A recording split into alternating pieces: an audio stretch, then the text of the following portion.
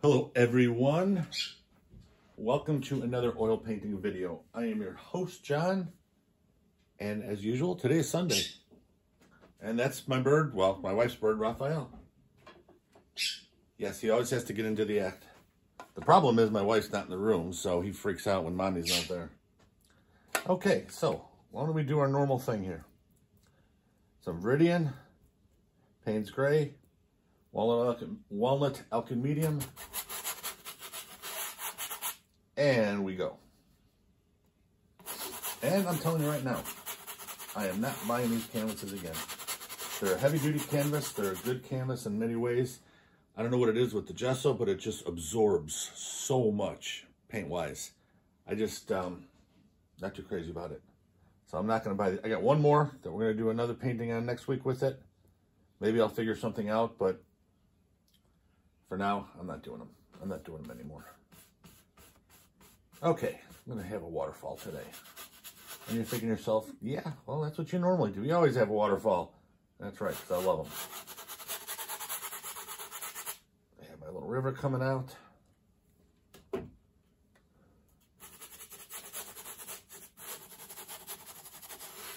Yeah, it's funny too because I'm using the same amount of everything that I use on my 16 by 20s, and it just soaks in. So I end up using a lot more paint and a lot more of the medium just to get the same effect. Now, depending on how you paint, you know, like I said, these are very good canvases as far as heavy duty, well made and stuff like that. But I just don't like the way they absorb so damn much. And the other part of it is too, a lot of stuff I do with studio work is on my ampersand gesso board. And with the hardwood and then the way they prime it and everything else, it has hardly any absorption, very little. So the colors are really bright, they stand out. It's really nice. It's a beautiful surface. Okay, so I've got that. And I think I'm going to take some burnt umber to go with that same mixture. Let's just put a big ass mountain right here. I'm thinking about just going to make this mountain go all. It's going to be a big sucker. I'm going to have a lot of foliage, I think, in front of it, but as far as the mountain itself, it's going to be a big honker. And I think I'm going to come down into here a little bit too. A little bit more of the burnt umber Payne's Gray. Let's see here. Yeah, I gotta put so much more paint on to make it cover. Right there.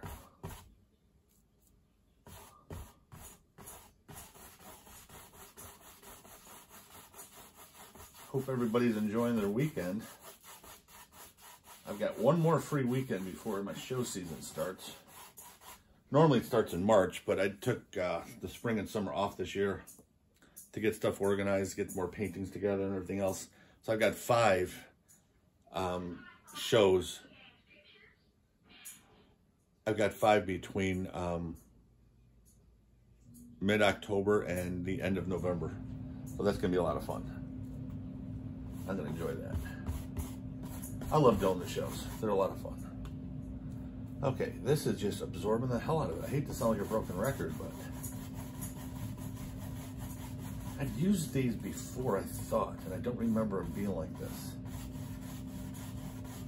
So, I don't know. We'll see. Anyways, there's always a way to take care of it.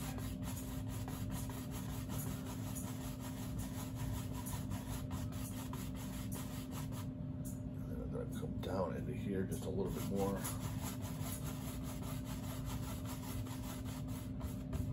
Yeah, I'm just gonna have that in there.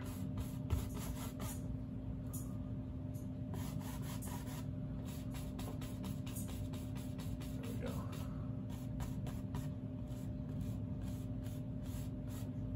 There we go. Okay.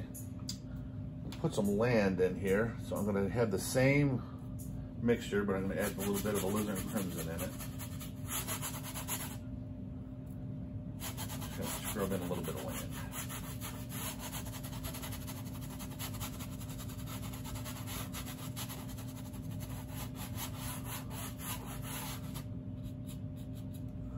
Go with the brown here. Have like a cliff or something. Remember, a waterfall's right there. It's hard to see, and I'm sure in the video you can't right now because everything is dark around it, but that's okay. I know where it's at. There we go. And while I'm here, let's just get rid of the rest of the white canvas. And let's just put land in.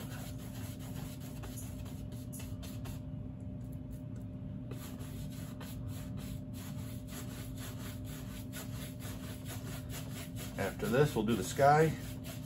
All white canvas will be gone. We can take care of business. Make sure that's reasonably good with our perspective here. Okay, so.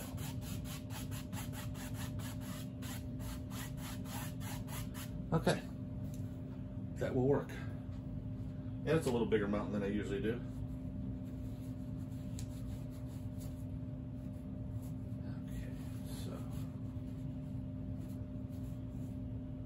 Okay, I got messy again. I got more on me than I did the paper towel. Go figure. Okay, guys, gals, and whoever is watching. I'll go with a little French ultramarine, some blue. I got the same dirty brush. I just wiped it off. I didn't clean it off. I like having all the colors in the sky and the water. I don't like having just a straight blue anything, as much as I love the color. I just like, I don't know, I like my sky to be a little, I don't want to say odd, you know, I want it to be somewhat semi-realistic. I just, I don't want just plain blue. So this is cerulean blue, French ultramarine, titanium white, and then all of these colors that were on the brush. And I'm just putting them all in. Now, when I'm working on my 1/8 inch wood panels, I can't do this really easily for the big ones. The small ones I can. But I like, when I got to cut in certain places, turn this baby over. I just find it a little bit easier to work. Get it in.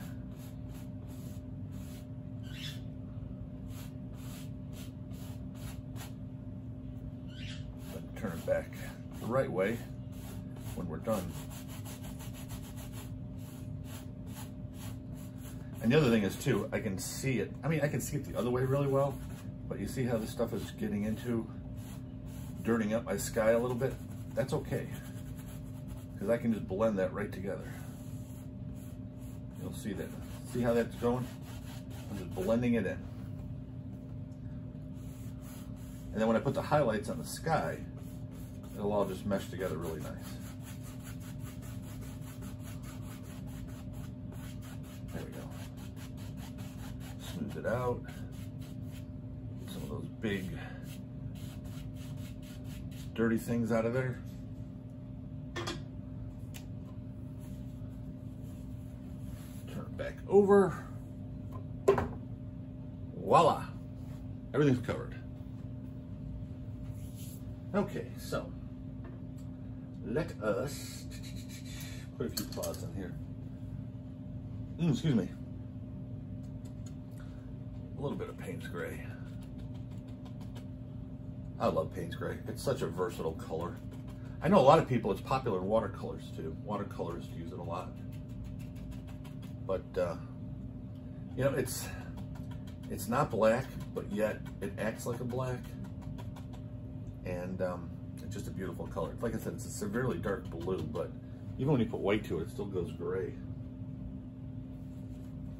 But when you put yellow with it, especially the Cad Yellow Light Hue that I'm using, it has beautiful greens to it. So it's really, like I said, it's a versatile color. I'll just put some highlights.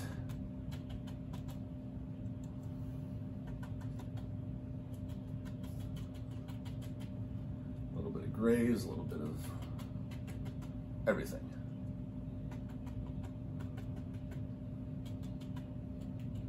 There we go. Okay, that'll work. Let me just wipe off this brush before I put it back in the brush rack. I wipe off my hand because, like I said, for some reason I'm getting messy today. Getting more paint on me than I am anywhere else. What the hell? Okay, so take the same big brush we've been using, our workhorse 1.5 inch gesso brush, and as you recall, ever so lightly, ever so gently, however you want to put it, pull them up. Bottom right, top left. Okay, we'll wipe it off again. Bottom left to top right. Be careful you don't get into the mountains.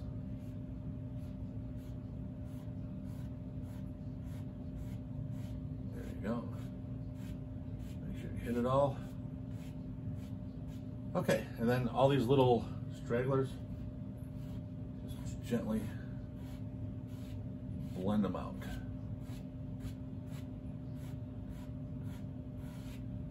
There we go. Now, a couple of things over here I want to get rid of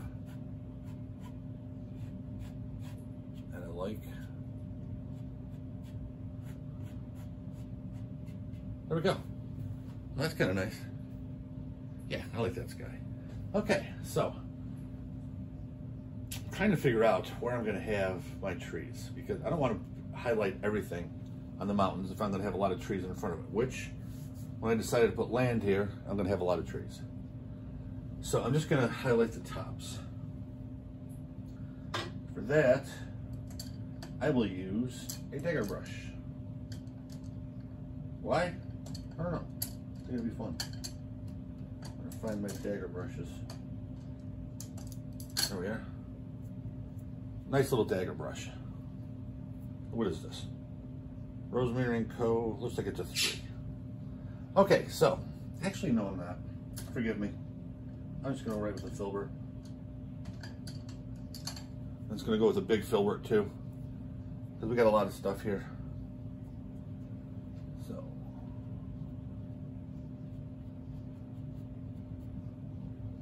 these are bigger than I normally do for mountains, so big brush. And I'm not going to go that far down because, like I said, I'm going to have a lot of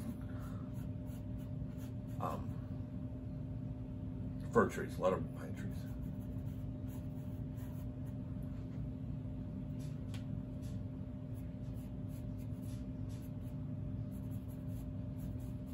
There we go. Good enough. Now I'm going to take some blue and I'm going to just blend it into all those colors that are underneath there. That's going to be our shadow.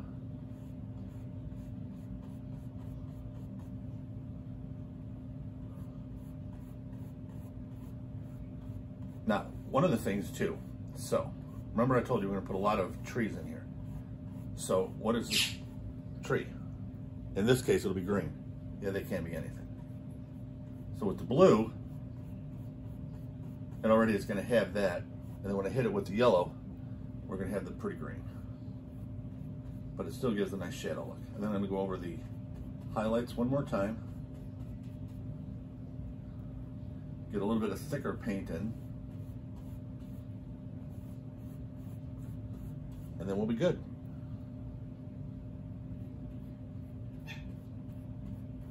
Wow, Raphael's got a lot to say today. And right now what I'm doing is I'm just making sure it's going as far down as I want it to. I don't mind if I get into the highlights a little bit because, like I said, I'm going to go over those again here shortly. But now with all these pretty colors in here, all messed up, well not messed up, but all in there, when I hit them, the green is going to really boom. Boom, boom, pop. Okay, you don't have to make the noise, but I'm in a very good mood. I love show season, and it's coming up soon. I'm almost ready. All my paintings, except for this one, obviously, because I'm working at it, I have sealed and ready to go. I've got my prints ready to go. I got to get my trailer checked out by one of my mechanics. Vinny, he's going to check it out for me, make sure that, you know, it's all good and lubed up and everything like that.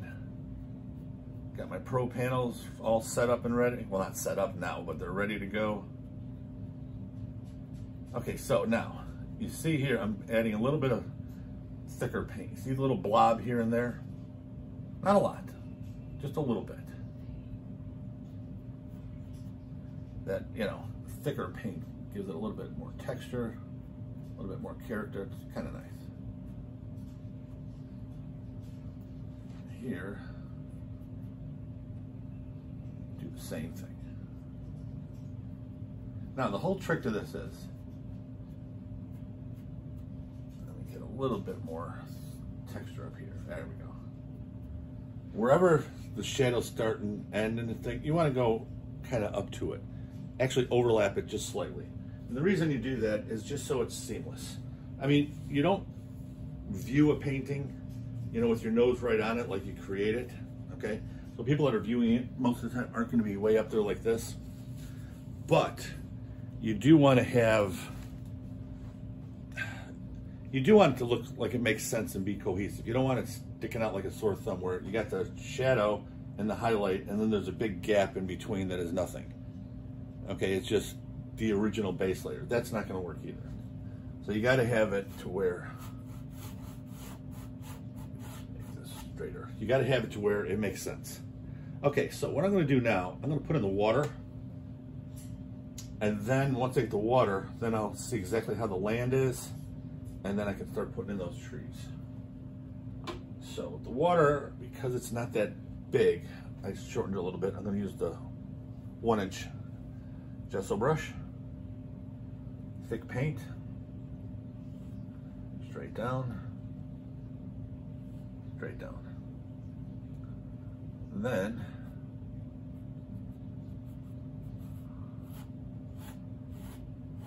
just get the white on here. Once I get the white on here, that'll make it opaque. Smooth it out a little bit. For 4 seconds, I was going to use this to put in the water lines and stuff, but I decided against it. Okay, so put a little bit more coming down. There we go.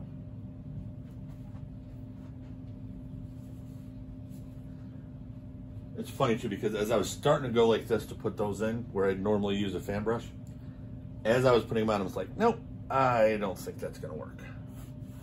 Okay, now we can put our French ultramarine relatively thick. I want to get this a little darker. Not dark, but a little darker.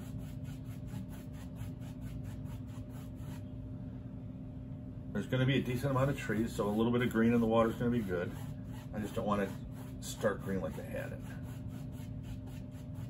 There we go, nice and smooth. Nice and smooth. One more. Go straight down. There we go.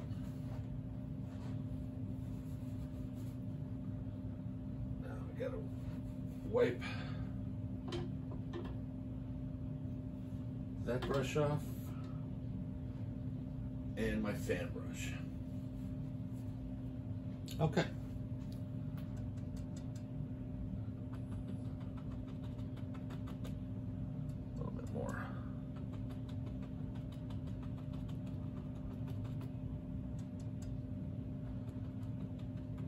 And remember, where the water is coming down is going to be our harshest water, the most violent water, the water that's the most active, however you want to put it. Wow, I'm running out of words for that. Get my thesaurus out. Yeah, I know those words. And then out here is going to be smoother. So rougher water, thank you. Rougher water here, smoother as we go. Damn. Lost my train of thought for a minute. So we're basically going to do this the same way we do the clouds, other than we're not going to go on the crosses, we're just going to go straight across.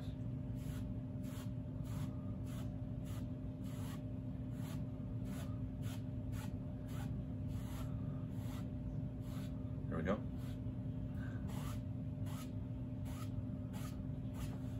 So, yep, rougher here, and then as it comes away, further away, it's a little smoother. Okay, so now what we're going to do, these are going to be tough for you to see until I hit the highlight on them, but I have to get the shapes on with dark yet anyway, even though there's dark here. So I still have to get the shapes. So I'm going to go with some Payne's Gray and my Viridian, and then I'm going to start putting all my trees in.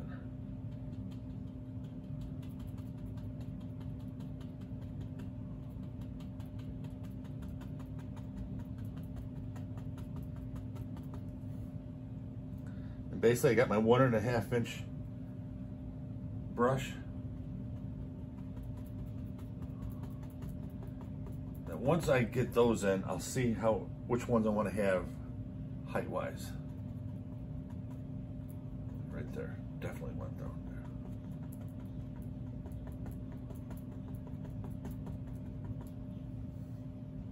there. Again, this now, there is no scientific method to this. This is just your choice, what you like, what appeals to you. But you do want varying heights, varying thicknesses, varying spaces.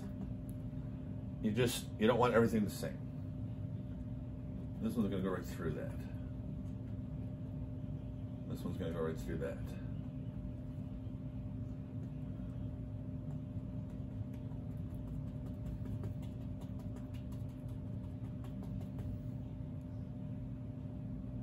If I'm not mistaken, I'm gonna put a big ass one right here.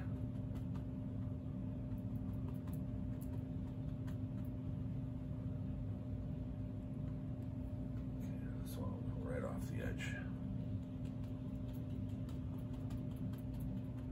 My whole idea with this is I want to be able to see the mountains, but I don't want them to be by themselves. Okay, I want some stuff in front. I want to give the sense of depth. So I don't want to cover everything up, but I want to cover enough up so it's believable that they're behind all these trees.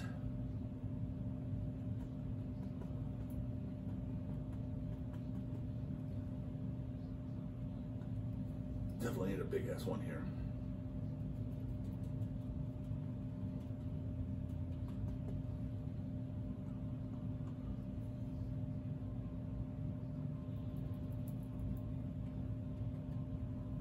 Okay, I think I see right here.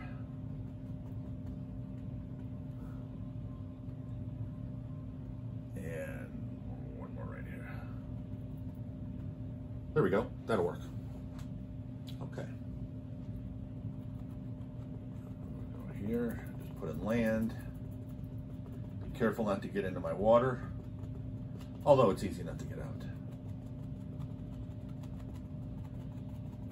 Actually, you wouldn't get it out at all, you'd blend it right through. Let's get this horizontal here.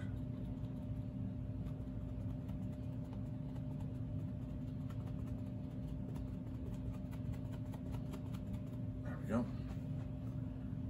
Then I'll take this brush and just go real gently right at the base. There we go. When you're doing stuff like that, it's real easy with oil paint. I think I mentioned this before, to take a brush. So I got into here a little bit, into the water with some of this real dark color that just, yeah, it belongs because it's part of it, but I didn't want it to have little things going in like this. So I took my 1 inch gesso brush, and you can take any brush, but the trick is when you're going down, it's got to be really soft, light pressure, ever so soft. You just want enough pressure to be able to move that out of the way so it makes a scene that's aesthetically pleasing, is the best way I can describe it right now. You want it to go in it real nice. Now, other than having a difficulty with words today, which I'm not quite sure why, I am going to highlight are trees. Because right now, the only part of the trees you can see is going over the mountains. However, you need to see all of it. So what we're gonna do, excuse me, same dirty brush, straight into the Cad Yellow Light Hue. Just like before, we'll put it on thick, but we'll blend it. And some will be lighter than others, some will be darker than others. Regardless, it should look really nice. And not everything's gonna get, like I said, the bright highlights. Some are gonna be darker, some are gonna stay the same black color. I'm gonna barely touch some of them. The tallest ones I want because that's where the sun would definitely be hitting. The sun would definitely be able to reach the top ones. But depending on what part of the day or night this is, well, not night, but what time of the day this is, will determine how far the light goes down. Now, do you have to be that precise? No. You don't have to worry about it like that. Like I keep preaching, the biggest thing to painting is have fun first. Everything else comes later, but if you're not having fun, you're not gonna have a later painting to actually get to the fun. Because you're gonna quit. And a lot of people quit stuff because it's not fun like they thought it would be, but they didn't see it through and give it that little extra effort to get it to be fun. And I've done the same thing with other stuff. Did that with musical instruments. Always wanted to play a musical instrument. Oh my goodness, I was terrible. And I tried for a while and then just gave up on it because this wasn't going anywhere. And I regret that. I know it's never too late, but right now I have a full-time job, plus a full-time job trying to become a professional artist. So I don't have time to learn how to play a musical instrument anymore. Maybe one day when I'm retired and I'm down to one profession, but as of right now, I'm pretty happy with what I am doing. Actually, I'm very happy with the painting. My job's not too bad either, it's pretty cool. I work with some good people, good company. Been there over 19 years now. But it's all a matter of, do you want to do it? Painting is no different than anything else. Do you want to do it? You know, and a good rule of thumb too, it's not exact, but it's a good rule of thumb to tell if it's something that's really interests you. You know, there is no scientific formula to use, but I have found out, and I've mentioned this to other people and they agreed. Are you looking for reasons to do it, or are you looking for reasons not to do it in the course of a day? If you're looking for reasons to paint, then that's what you're supposed to be doing. If you're looking for reasons not to paint and then you have to talk yourself into it, find another creative outlet, because chances are pretty good if you got to talk yourself into it on a regular basis, that's not what you really want inside. Now, does everybody have to talk themselves into it once in a while? Of course. I'm not about it on a regular basis. You know, if out of 100 times you got to talk yourself into it 20 times, find something else. There's another creative endeavor waiting for you out there. And it could still be painting. Maybe you'll hate oil paints, or maybe you're into watercolors and hate them and you want to do something else. You never know what it's going to be. The only thing you do know is if you love it, you'll do it even when it looks like crap. And then eventually it doesn't look like crap and it looks good, but you got to love it enough to go through those stages. And that's the part that a lot of people have a difficult time with. And like I said, playing a musical instrument was that way with me. I could only produce noise, and I gave up before I gave myself a chance to produce something other than noise. Okay, so I'm going to put in some yellow here, but I'm going to use a palette knife to put more yellow in later. Right now I'm using this just to see where everything is. If you'll notice, I do that a lot. I like to see where stuff is. And that is just because it helps gauge everything for me.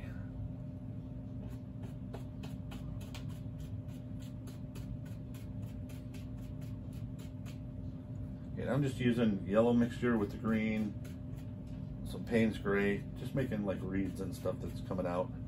I'm probably going to use a little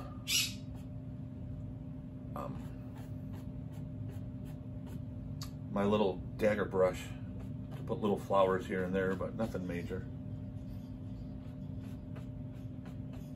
Okay, I kind of like that. It's too chunky.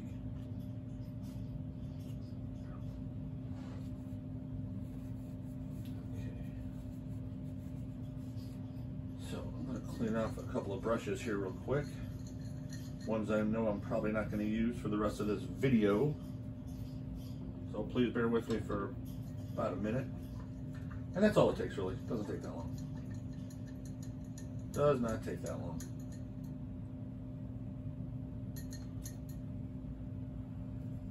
Alrighty. Okay, so I'm going to take this brush now.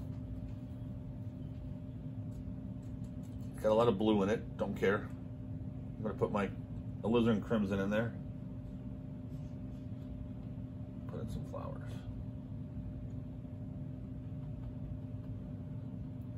I'm not going to cover everything with the flowers like I usually do. I want a lot of these greens to show through.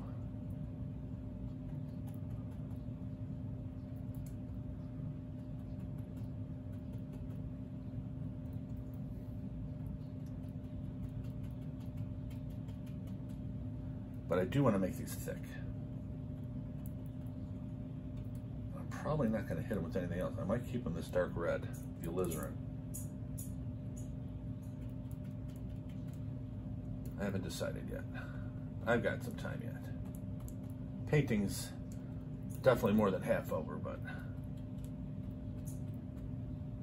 the way the rest of the colors around it are showing up, I'm going to leave that alone for a while and see. Now this I definitely have to hit with something else. That's way too dark. But everything around it's dark.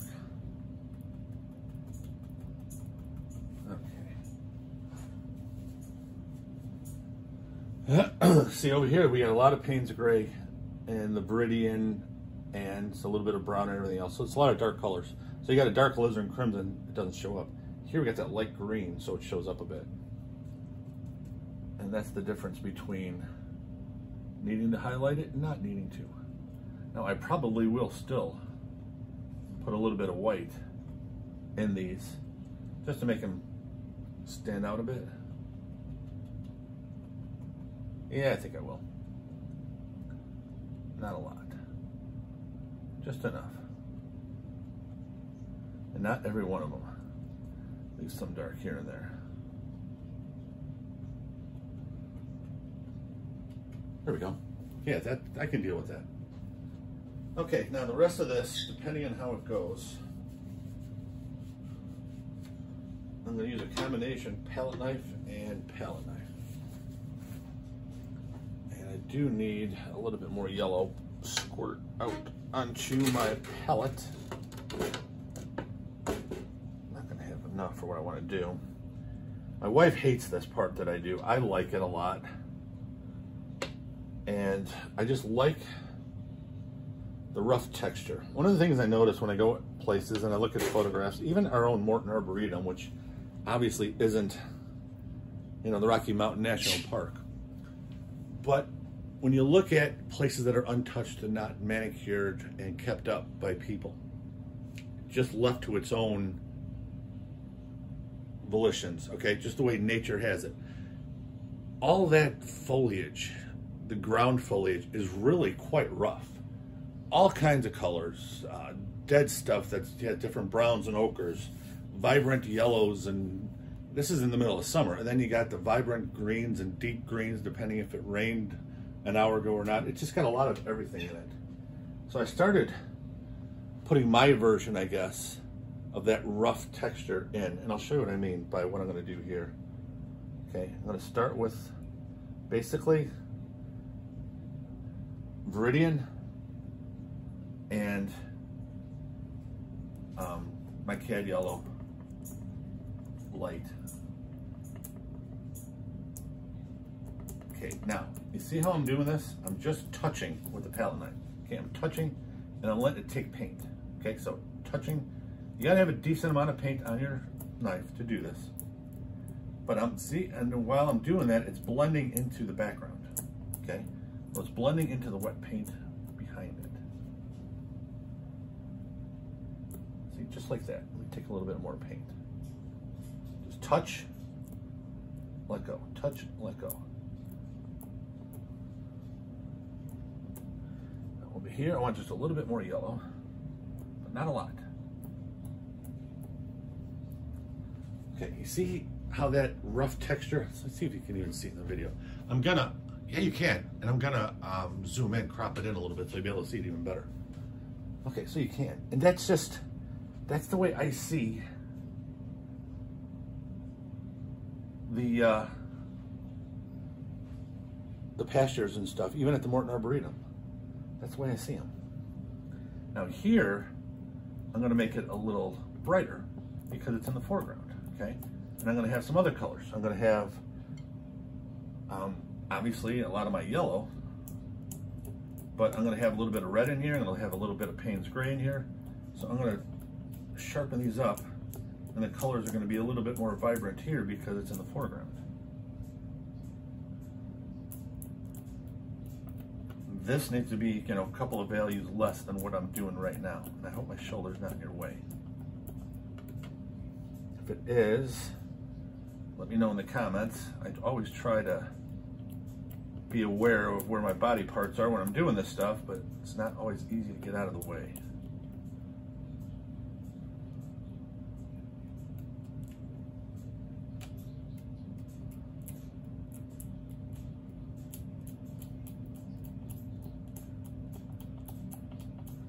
I'll show you what I mean by, I'm not going to show my wife this painting because she'll hate it because of this, but I really like the way this looks. And if I'm crazy and my wife is correct, let me know. Okay. There we go. Now that's done with the yellow. Now I'm going to take some of my Alizarin Crimson, do the same thing.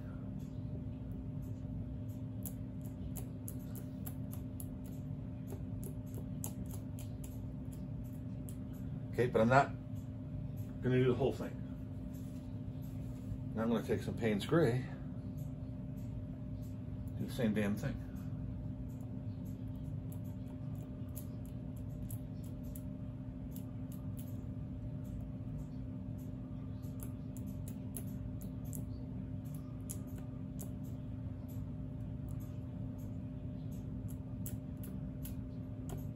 See how the Payne's gray goes really well with the yellows and the reds?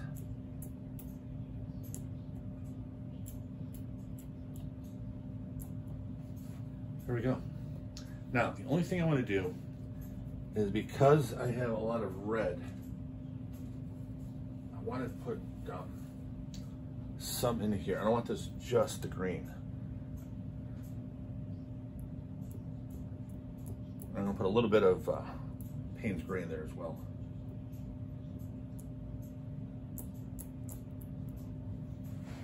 And the reason I'm doing that is to get that color harmony going. What you put in one place, you put it in another.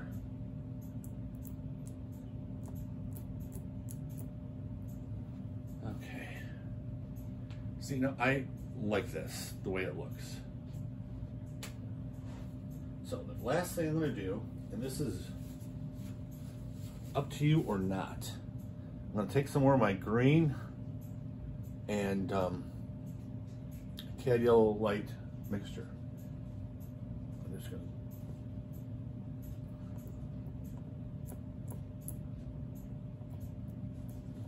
and I'm just going to give it nice shapes to it.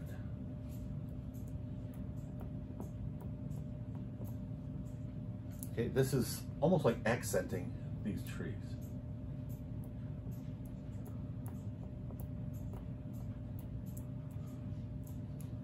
But I'm trying to give it a little bit more of an evergreen shape than I got with the brush.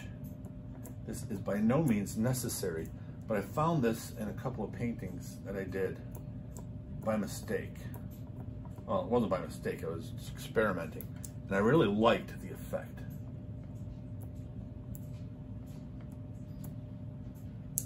And like I said, let me know in the comments if you like this effect too.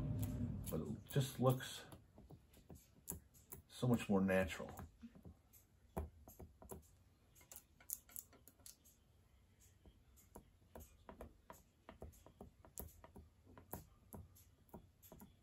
There we go. Okay, and I think we have a completed painting, ladies and gentlemen. I hope everybody enjoyed this painting, and I hope even more so that you enjoyed your weekend.